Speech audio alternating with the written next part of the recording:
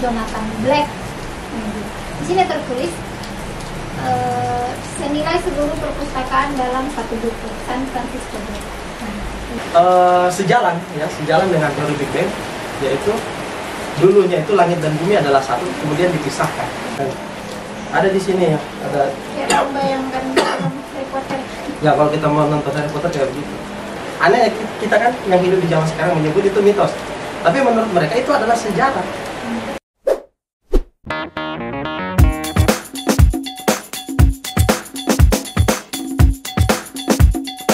Assalamualaikum warahmatullahi wabarakatuh. Kembali lagi di Anggun Ihsan Channel bersama saya Anggun Sapitri dan Bang Saiful Ihsan. Kita kembali ke konten bincang buku, dan buku yang akan Bang Ipul bincang kali ini adalah buku Sejarah Dunia yang Disembunyikan. Ini judulnya. Jadi di atas ini tertulis bestseller internasional buku ini. Ini buku terjemahan yang diterjemahkan dari judul aslinya The Secret History of the World. Ya, itu dia. Jadi ditulis oleh Jonathan Black. Ini dia. Di sini tertulis senilai seluruh perpustakaan dalam satu buku, San Francisco Gate. Nah, ini dia. Penasaran kan bagaimana isinya? Ini sebenarnya yang dimaksud sejarah dunia yang disembunyikan itu yang sejarah yang apa maksudnya? Sejarah apa saja yang disembunyikan itu, atau mungkin ini maksudnya lain, maknanya lain ya. Jadi saya silakan kepada Bang Ipul untuk langsung membincang buku ini.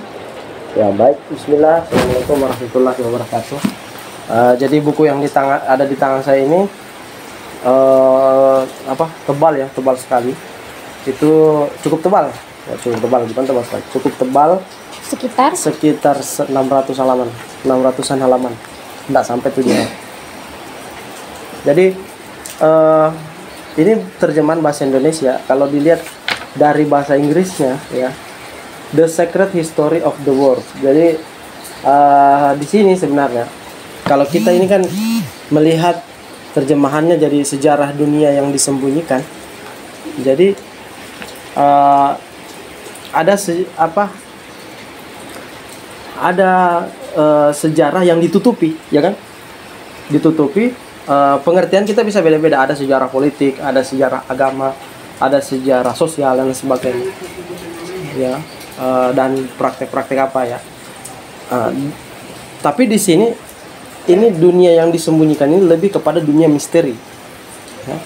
Dunia misteri yang maksudnya? Yang biasa kita lihat ini dunia yang tidak kasat mata. Jadi rata-rata sejarah itu mengisahkan dunia itu sejarah yang kasat mata, sejarah yang material, yang ada fakta-faktanya, yang berbasis sains, yang praktisnya ya. Sejarah itu berjalan dua jalur. Yang pertama jalur sains yang pakai fosil itu, kemudian sejarah jalur agama yang diceritakan secara turun-temurun, secara bernasab ya, secara berkesinambungan. Nah, namun di sini ada sejarah yang ditutupi ya, yaitu sejarah yang tercatat dalam naskah-naskah kuno ya, pengajaran kuno. Dan kalau kita mau mendapat sedikit gambaran, ada yang di zaman kini kita sebut dengan kelompok-kelompok Freemason ya, ada Rosicrucian dan kelompok-kelompok kebijaksanaan kuno yang ajaran-ajaran itu berasal dari mitologi Yunani serta peradaban Mesir ya. Yang paling terkenal itu mitologi Yunani dan peradaban Mesir. Dan kita bisa lihat simbol-simbol yang ditampilkan di buku ini ya. Ada simbol ini mata satu ya, atau dewara ya, dewara. Kemudian ada segitiga ini, segitiga bermuda, mata satu sama. Kemudian ini ada jangkar yang ada di apa lagi? Yang pendiri negara Amerika itu George Washington ya. Ini. Yang ada jangka ini. Ya, kurang lebih itu nanti yang akan menjadi simbol-simbol Freemason ya. Kemudian ada di sini juga ada simbol Islam ya, bulan bintang.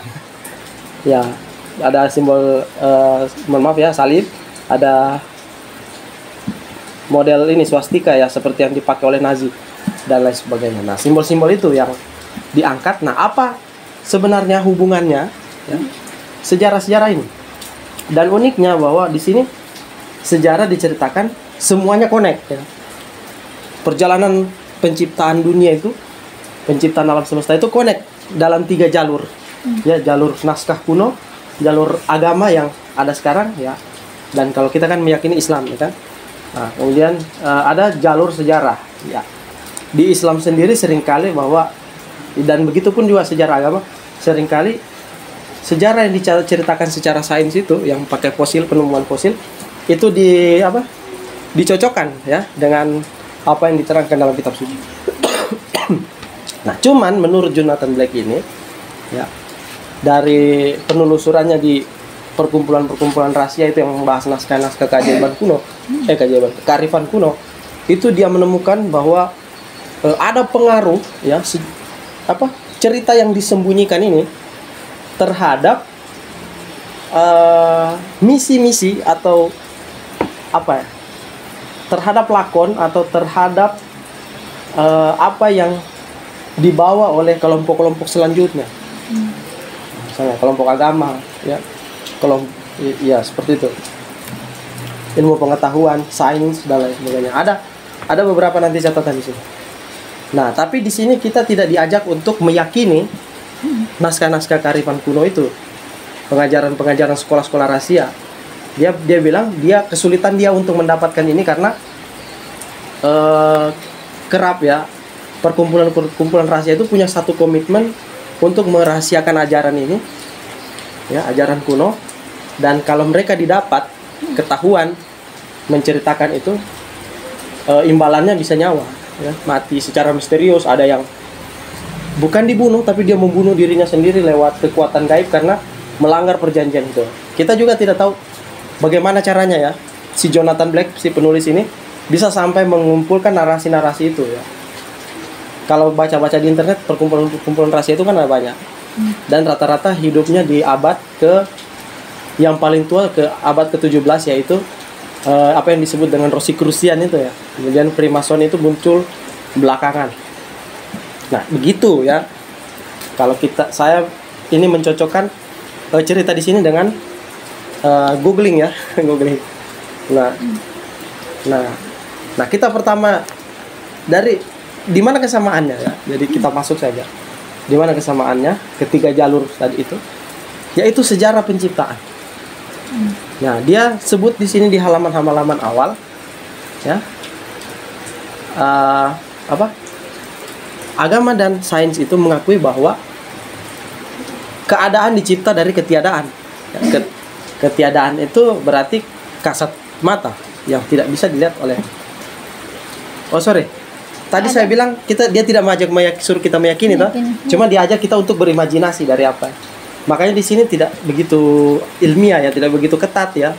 Dia tidak melekatkan catatan kaki di sini, tapi dia hanya bercerita saja. Mungkin kita bisa konfirmasi ke sumber-sumber yang lain. Jadi diajak kita berimajinasi bagaimana gambaran pengajaran kuno, kebijaksanaan kuno itu terhadap sejarah. Nah, dari ketiadaan menuju ke ada. Jadi di sini dia tulis, kalau di Alkitab kan ada kitab Kejadian, Genesis ya. Jadi dari ketiadaan menuju ke keadaan itu. Jadi mesti ada sesuatu yang terjadi dulu, ya, terjadi dulu sebelum ketiadaan itu berubah menjadi yang ada. Ya, ketiadaan berubah menjadi yang ada. Jadi apa yang terjadi di situ? Nah, kalau sains kan langsung Big Bang, ya kan? Yeah. Jadi Big Bang, logikanya sains itu terjadi sebuah ledakan dan ya padat ya, kepadatan, kemudian panas karena ada panas dan meledak, dan terakhirnya berpisah menjadi kumpulan itu ya, material-material ya, yang awalnya mungkin halus ya. Kalau di sini dia gambarkan di situ lebih halus daripada gas, lebih halus daripada cahaya itu sendiri, yaitu materi pertama. Ya. Untuk ada materi pertama yang sehalus itu, yang lebih halus dari cahaya, itu mesti ada dulu yang terjadi. Nah, itu dia. Nah, kalau sains dia bilang Big Bang kan, yang padat. Nah, di sini dia katakan, ya, pikiran itu materi ya, yang kita sebut apa itu yang kita sebut padat materi. Sebelum materi itu yang pertama adalah pikiran. Jadi pikiran itulah yang menyebabkan materi itu ada. Pikiran itu dulu. Ya, pikiran. Nah, nanti kita lihat di mana anunya. Ya. Nah, di agama pun juga begitu kan?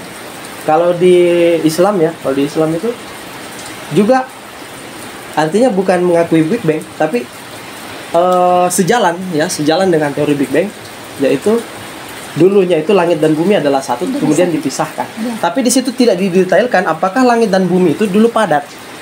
Iya. Ya kan?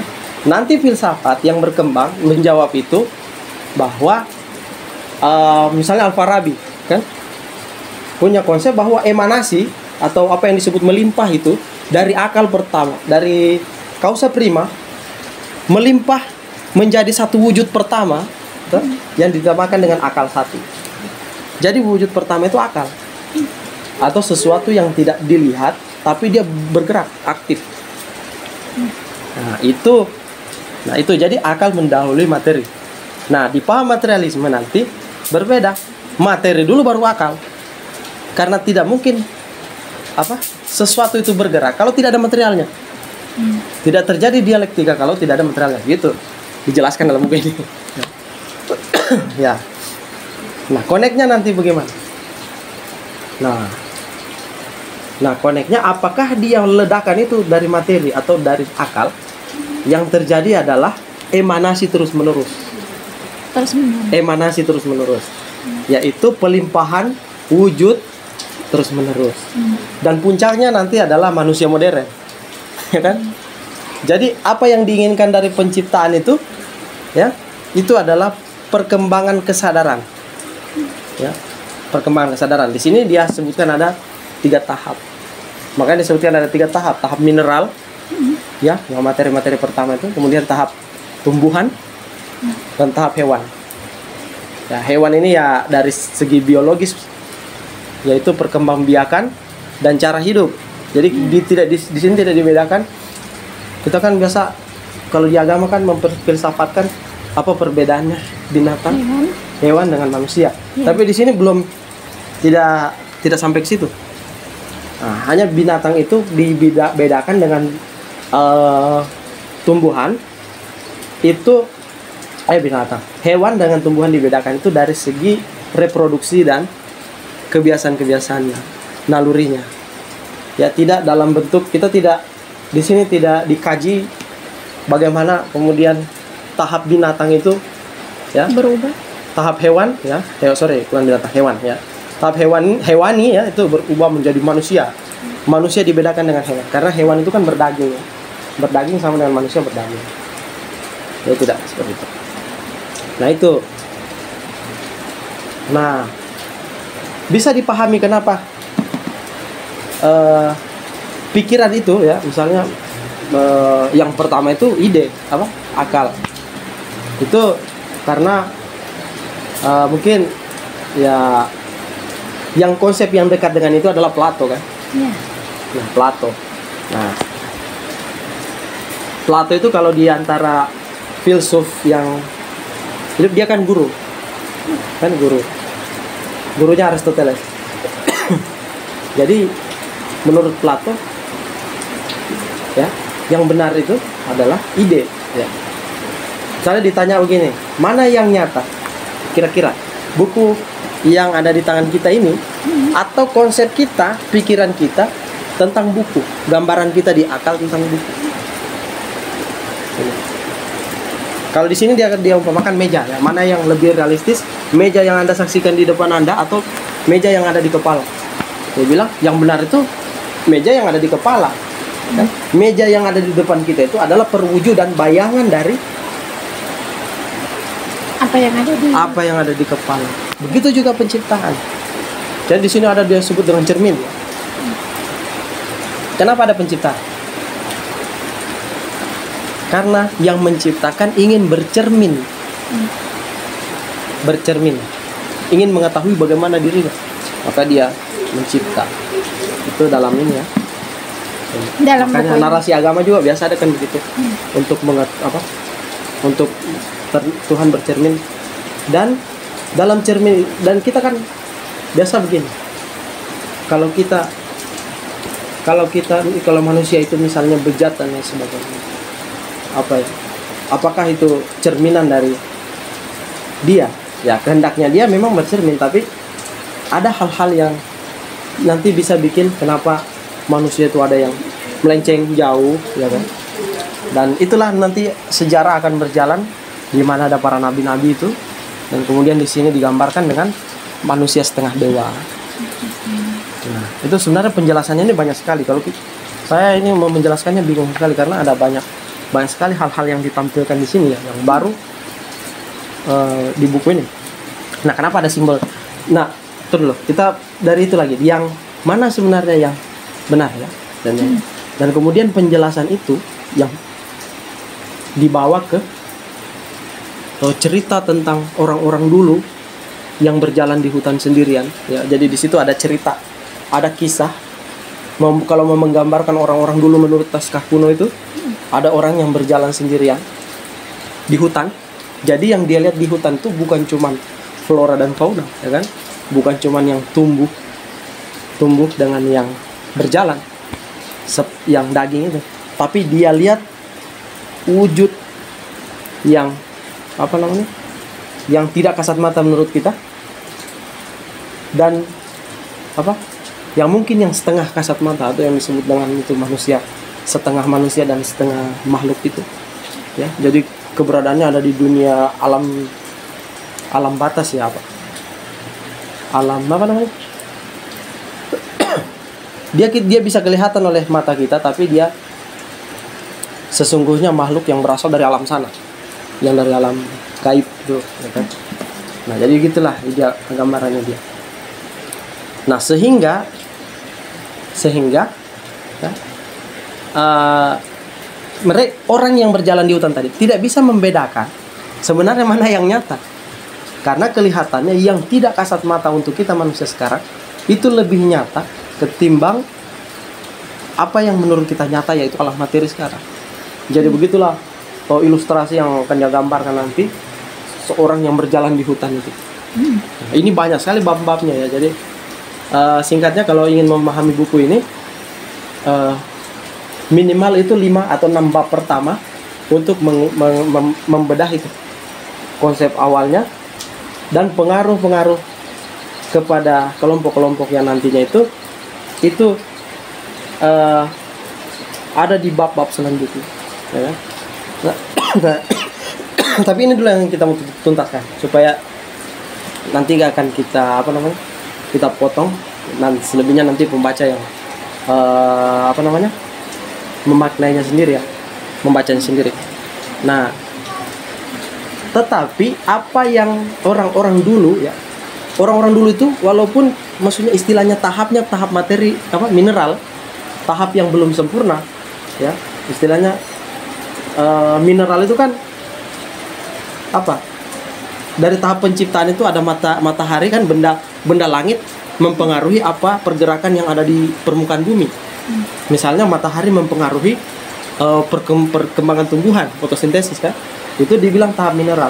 Nah, pada tahap mineral ya, orang-orang dulu yang ada di bumi ini tidak bisa, mereka yang mereka sebut nyata itu, semua yang mereka saksikan itu nyata, dan itu kesadaran itu seolah-olah yang akan, maksudnya yang yang ada di dalam dirinya orang-orang dulu itu, bahwa orang-orang ke depan harus tahu ini ya. Makanya ada ukiran-ukiran di dinding-dinding goa ya, di naskah-naskah kuno itu, bagaimana misalnya bentuk tumbuhan dan bagaimana makhluk, lukisan-lukisan, dan bagaimana bentuknya manusia-manusia dulu itu, yang badannya manusia dan kepalanya mungkin serigala, kepalanya ular, dan kepalanya ikan ya. Ini. Dan tumbuhan itu di situ disebutkan di sini, saking susahnya membedakan mana yang nyata mana yang tidak. Itu selalu ada bentuk tumbuhan, pohon, tapi bentuknya selalu tidak sempurna. Biasa ada batangnya yang tidak sambung ya. Batangnya melayang, dan ada di sini ya, ada kayak membayangkan film Harry Potter ya. Ya, kalau kita mau nonton Harry Potter kayak begitu. Kira-kira seperti itu. Ya. Jadi ada dulu.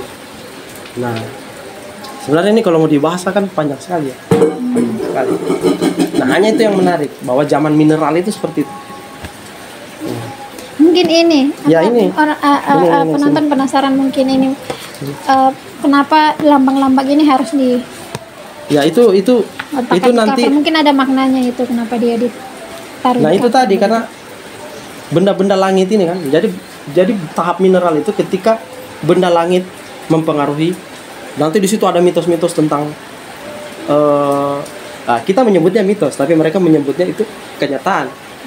Bahwa perang antara Saturnus ya yang yang jahat, kemudian perang dengan Venus yang untuk melindungi bumi, lahir matahari dan lain sebagainya, itu semua diceritakan sendiri. Nah, anehnya kita kan yang hidup di zaman sekarang menyebut itu mitos, tapi menurut mereka itu adalah sejarah yang itu disembunyikan. Nah memang dulu kalau di sini juga ada sejarah Atlantis. Ada Atlantis, ada bangsa-bangsa yang diklaim sebagai bangsa sebelum manusia, pra-manusia. Pernah saya baca bukunya, ada seorang, bahkan pernah saya review di Tanwir, itu penghuni bumi sebelum manusia. Ya, jadi mereka itu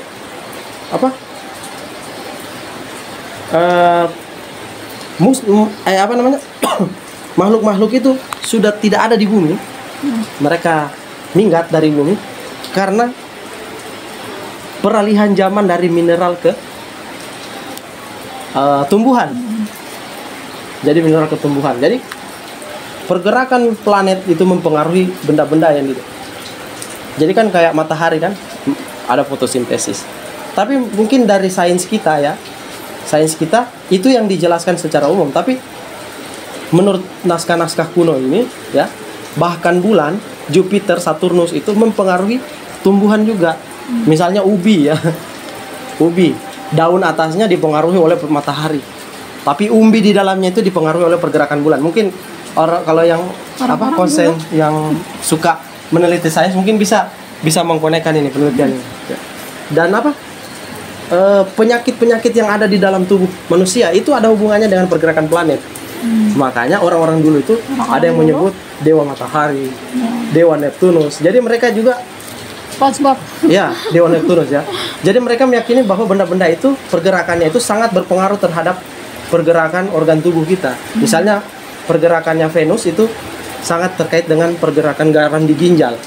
Jadi pengobatan itu dengan dilakukan misalnya dengan ritual melihat Venus, pergerakan Venus, kemudian dengan itu dilakukan ritual penyembuhan ginjal. Jadi itu ada sainsnya sendiri, tekniknya sendiri. Nah, kalau kita kan itu yang begitu kan syirik kan. Nah, tapi menurut mereka itu sains. Ya, wallahu alam sawab. Nanti bisa baca bukunya.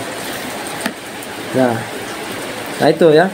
Kemudian tumbuhan ini menjadi di sini ya, kekuatan sentral. Jadi kalau mau tahu rahasianya alam ya, yang paling kuat itu adalah tumbuhan. Kenapa? Di dalamnya itu seluruh kesaktian tersimpan di dalam tumbuhan. Ya, betul lah. Karena hanya tumbuhanlah yang sampai saat ini itu berhubungan dengan benda-benda langit. Ya. Silakan. Ya. Jadi dia menyerap energi ya. Jadi kalau secara mitos, tumbuhan itu menyerap energi yang datang dari matahari dan kemudian memberikan energi ya. Jadi energi matahari itu sampai kepada kita itu disimpan oleh tumbuhan. Jadi tumbuhan itu makanya betul, oksigen kan dari tumbuhan. Ya. Oksigen ya. Energi kita, kalori kan. Obat-obatan, coba obat-obatan. Semua dari itu. Nah, itulah yang disebutkan dalam naskah kuno bahwa kesaktian dari tumbuh-tumbuhan itu.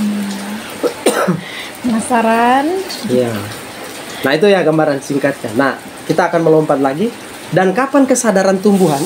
Apa itu ciri kesadaran tumbuhan ketika dialami makhluk seperti kita yang berdaging? Yaitu masalah reproduksi. Ya. Jadi reproduksinya itu belum melakukan hubungan badan. Tiba-tiba saja, misalnya manusia ketika dia mau memperbanyak diri, ya, dia memperbanyak diri seperti tumbuhan. Tiba-tiba muncul, tiba-tiba muncul, tiba-tiba muncul. Belum ada perkawinan. Langsung muncul Iya, tunas. iya. Dia seperti tumbuhan. Itu zaman tumbuhan. Menurut naskah-naskah kuno. Ya, Iya. ayo baca. Nah, kapan dari kesadaran tumbuhan sampai kesadaran hewan? Itu berkat jasanya apa yang kita sebut dengan iblis, Lucifer, ya. Lucifer dalam naskah kuno, tapi kita menyebutnya iblis. Caranya bagaimana? Bagaimana? Adam dan Hawa, kan? Digoda. Ya, Adam dan Hawa bukan digoda. Tapi Lucifer itu berjasa dalam menumbuhkan kesadaran di kepalanya manusia ini bahwa mereka memiliki tubuh. Dan ternyata manusia bisa memperbanyak diri lewat tubuh. Jadi ingat apa ini yang pernah dibaca yang ada di bukunya Muhyiddin M. Dahlan. Iya. Adam dan Hawa. Seperti itu. Nah, seperti itu ya.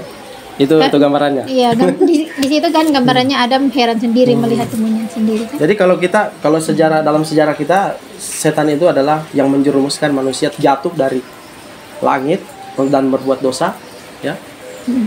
Jatuh karena berbuat dosa. Tapi bagi naskah kuno, Lucifer itu punya peran dalam membangkitkan kesadaran dari kesadaran tumbuhan menuju ke kesadaran hewan.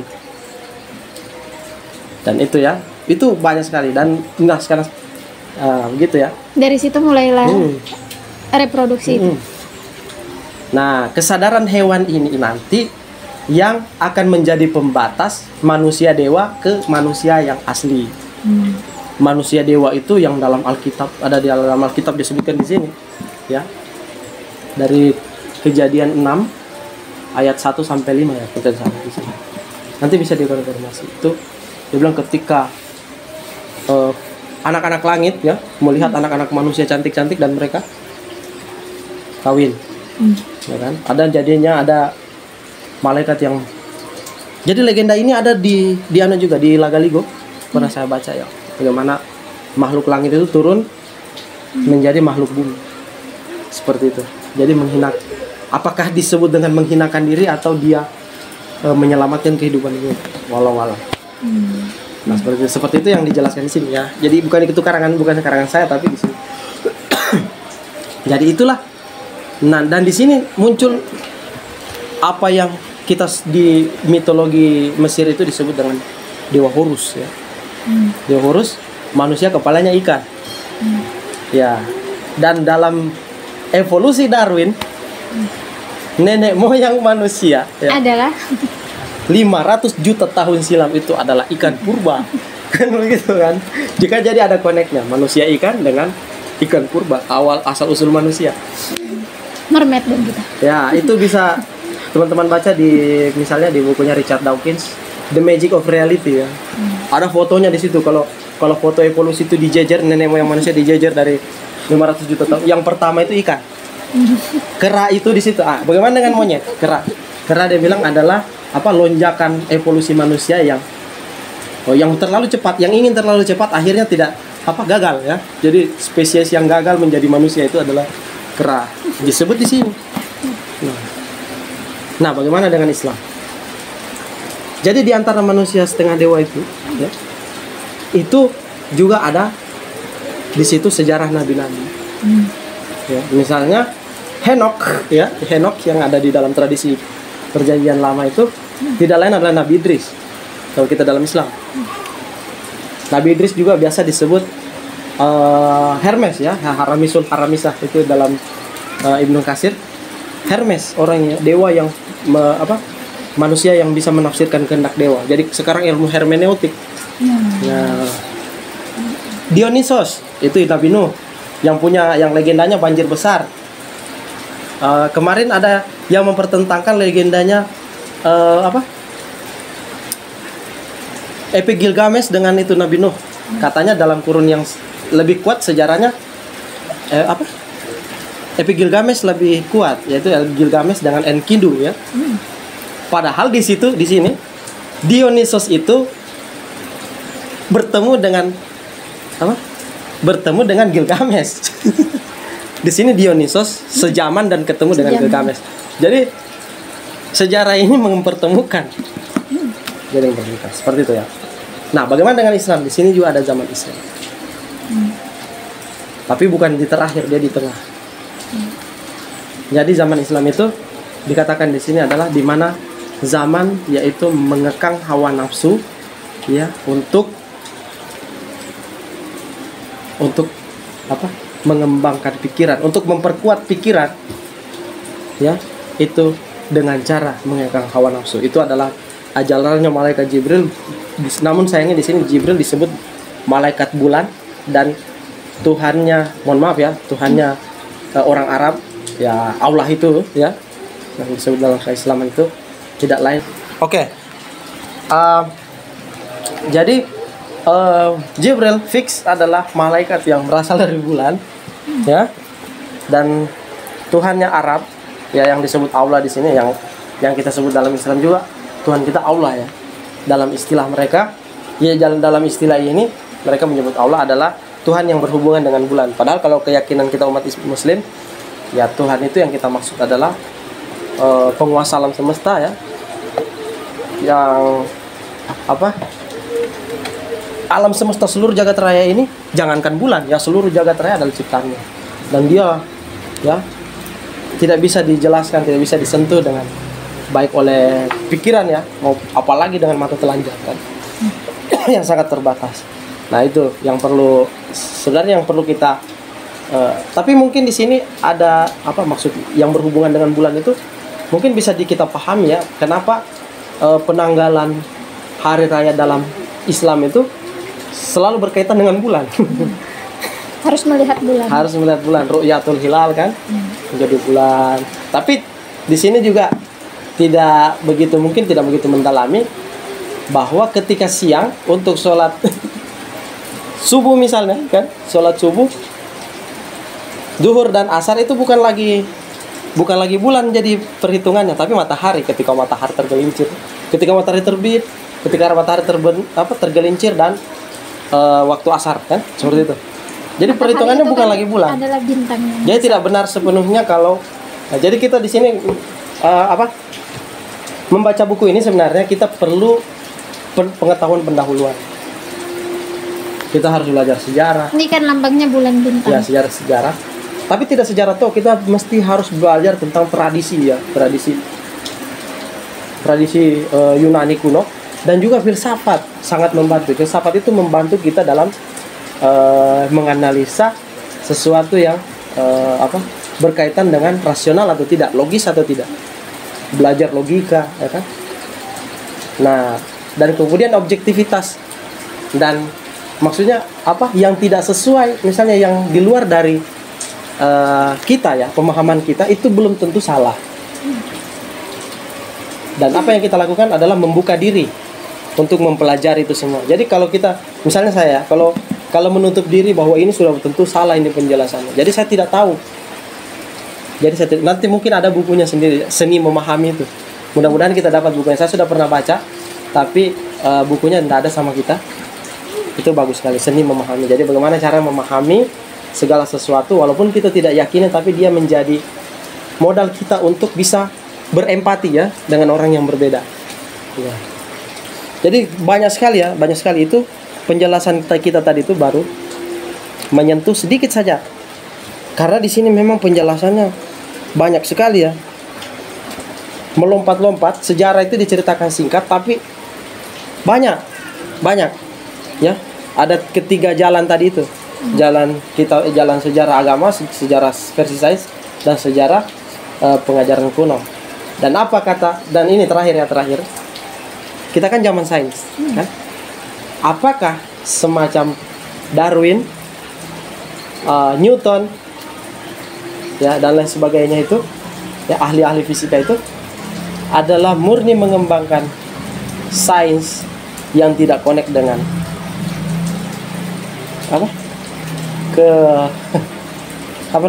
kebijaksanaan kuno. Dan ternyata di buku ini diceritakan bahwa Darwin saja pantas kenapa ada manusia ikan itu. Darwin juga, ya, ikut dalam perkumpulan kuno. Istilahnya pengajian, ngaji lah, ya, ngaji di tempat-tempat itu. Kemudian ketika Kopernikus yang menemukan heliosentris, matahari jadi pusat Jadi di sini diterangkan bahwa itu bukan nanti Kopernikus yang temukan bahwa bumi yang mengelilingi matahari, bukan matahari yang mengelilingi bumi. Itu dia temukan dari mitologi Mesir.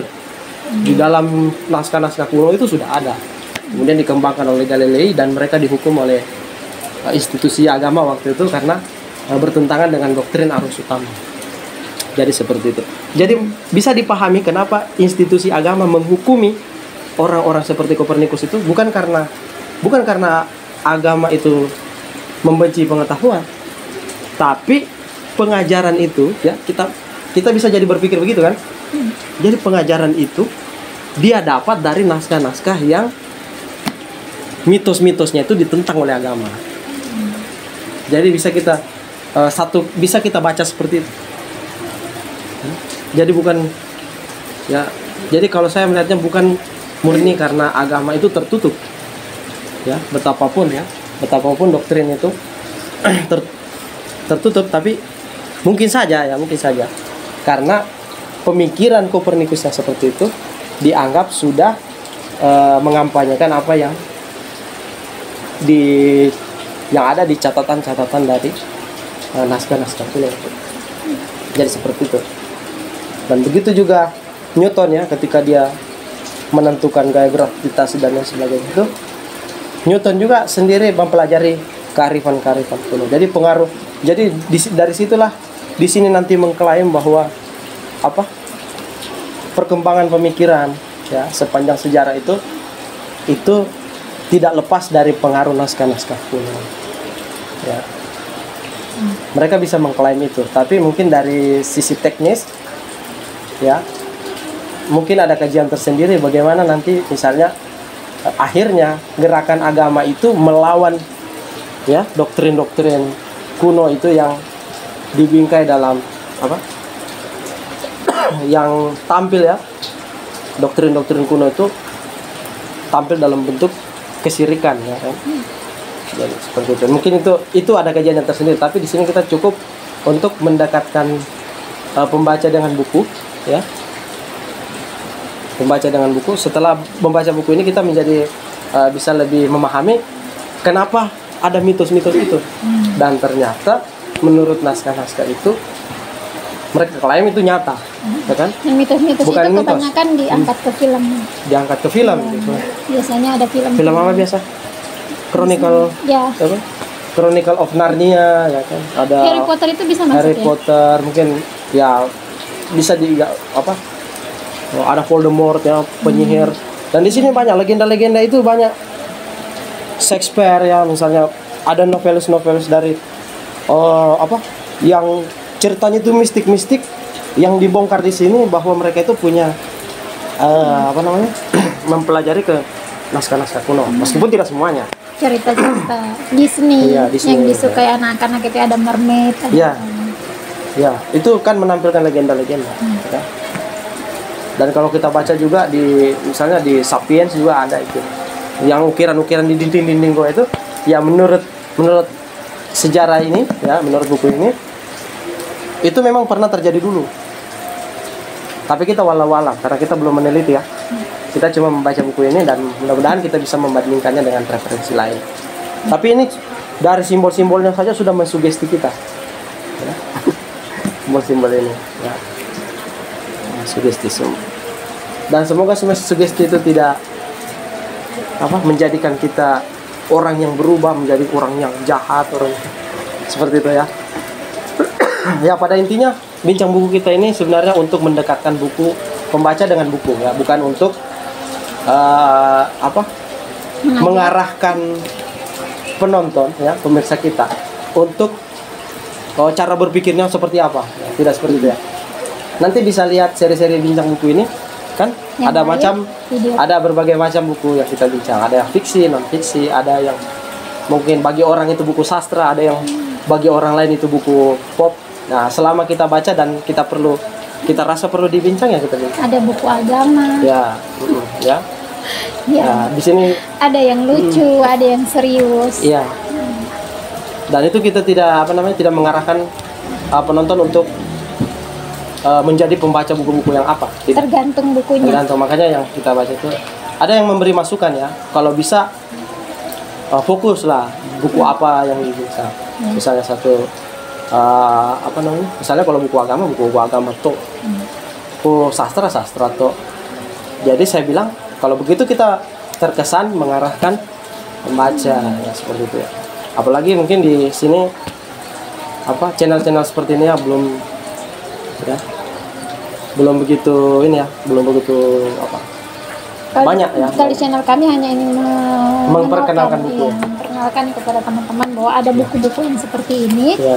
Tergantung dari pemahaman masing-masing.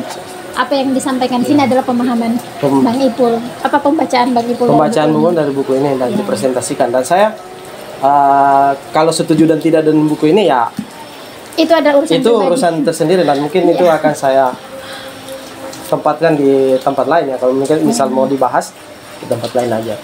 Ya itu saja saya kira bincang buku kita kali ini mungkin agak panjang. Ya agak panjang karena buku ini juga termasuk buku tebal dan bestseller.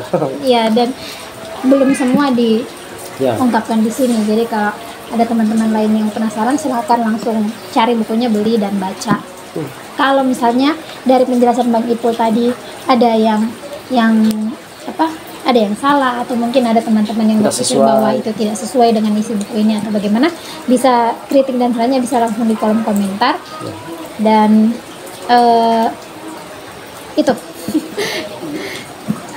terakhir bincang buku ini sudah selesai. Tapi kalau teman-teman masih ada yang mau request permintaan buku apa yang mungkin nanti akan dibincang oleh Bang Ipul di video kalau kita dapat bukunya. Iya, kalau ada bukunya. Silakan langsung dicantumkan di kolom komentar buku apa, judulnya apa, penulisnya siapa. Nanti akan kami usahakan adakan dan kami bincang di video yang berikutnya. Akhirnya kami ucapkan terima kasih sudah menonton video kami. Selamat membaca, salam literasi. Assalamualaikum warahmatullahi wabarakatuh.